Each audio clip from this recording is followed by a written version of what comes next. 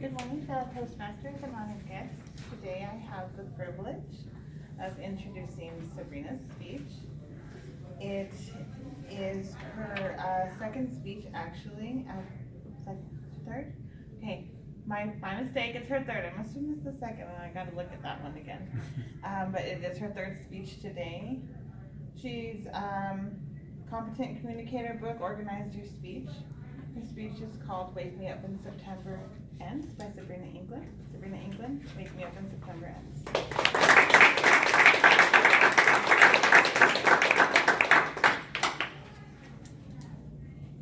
Today was September 18th, 2005. It started like any other day. I woke up, I went to church. Afterwards, I got lunch, headed to the hospital with all my homework. The moment that I walked into that room, I knew today was not going to be like any other day. It would be a day that I remember for the rest of my life. We first started this journey back in 2002. We really didn't know what was going on with my mom, but her health had started to decline.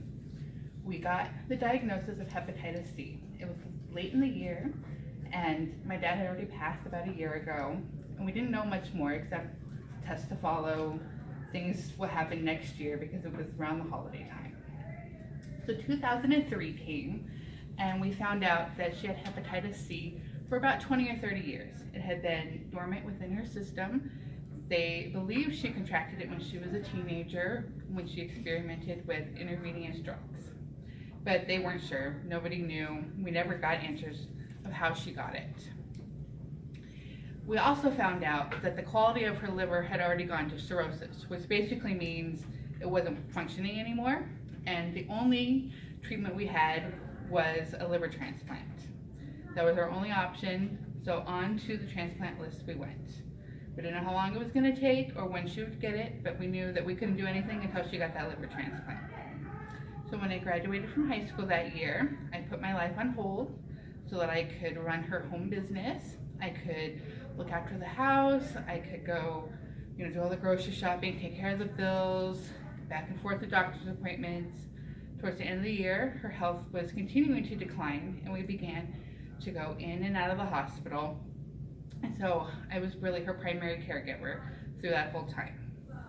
In 2004, the year started off much better. We got that call in February that there was a liver.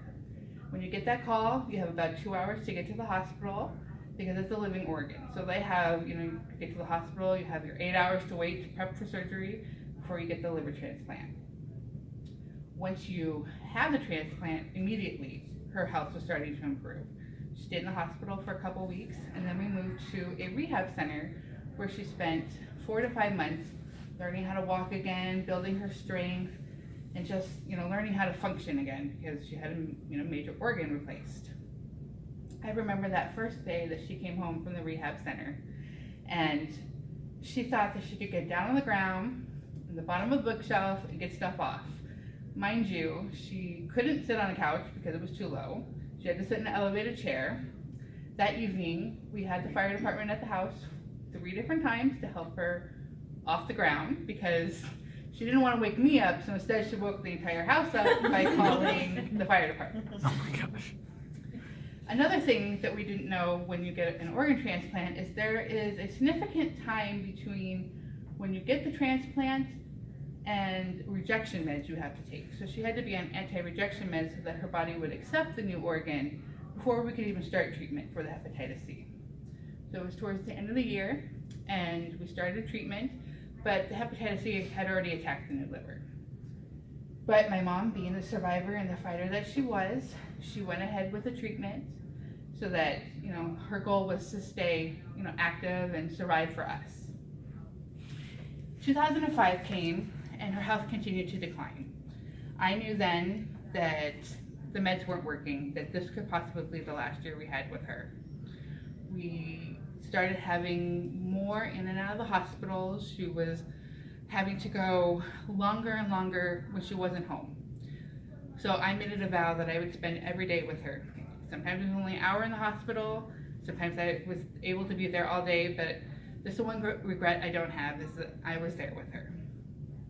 When she was home, her health had declined significantly enough that she wasn't the same person she was that I knew when I was growing up. So I wouldn't really let people come over because that wasn't the person I wanted people to remember. So most of the time it was just us at home. My grandparents were able to come and be with us, help support. Luckily during that time, my uncle had lost his job, so he was there, gave us a support system. But towards the end of the year, her health was declining even more. Her hospital stays continued to stay longer and longer, and eventually she got too weak where they wouldn't let her come home. They moved her to a nursing home instead of coming home. And I knew then that even the doctors had given up on her. So that day that she went to the nursing home, it was about 2 weeks that she was there. And then back to the hospital we went. That day in the ER is a day I'll never forget. It was a day that my mom no longer remembered who I was. She didn't know that I was the one standing next to her, taking care of her. I knew that it wouldn't be long. I knew that she would not come home from this hospital stay. A couple days later, we went in for a biopsy, and she never woke up from the anesthesia. So I, at the age of 20, being her medical power of attorney, had to make the decision to take her off of life support. We moved her to hospice care and waited with her around the clock until she passed. It was September 18th, 2005, about 2 p.m. My uncle was sleeping on the right side, and I was standing next to her on the left, holding her hand as she peacefully passed away. That same year, Green Day came out with a song, "Wake Me When September Ends," and that perfectly summed up how I felt about September, and has been my anthem ever since. Thank you.